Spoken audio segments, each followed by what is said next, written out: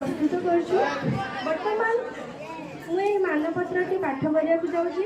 आशा करुँची तुम मैंने साइलेंट रही यह शुणा हेले। गीता रानी पाणिग्राही एवं काश्चन नामधारिणी साक्षात मातृ सदृशी सा वाणी देवी स्वरूपिणी माता बासंती देवी च पिता राम हरि अस्या गौतम गोत्रिया देवी भगवती हरिकृष्णपुर ग्रामस्य समवासर कश्चित लग्न पुण्य तिथौ सन्तोष कुमारस्य पत्नी यथारूपे यथागुणे सम्माननीय श्रीमती गीताराणी पाणिग्राही चक्रवत चलचंचल गतिरे चलमान कालर कुटिल गति आपणक कर्ममय जीवन विश्राम प्रदान पूर्वक आपणक जीवन में एक नूतन दिगंतर अयमारंभ करुछि।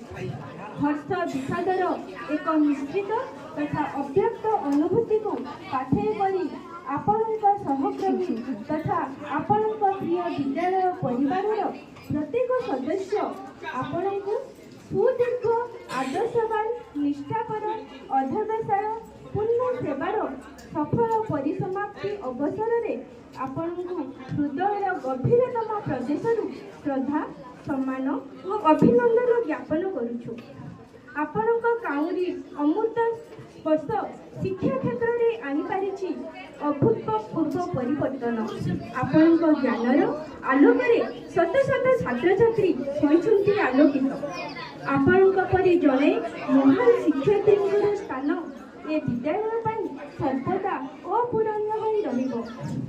विश्वनियंता श्री जगन्नाथ महाप्रभु पदारविंदे एतिकी प्रार्थना ठाकुरे आपणको सुस्थ और निरामय जीवन प्रदान करंतु इति आपणको गुणमुग्ध सहकर्मी तथा छात्र छात्री वृंद सरकारी उच्च विद्यालय सेक्टर 16 राउरकेला।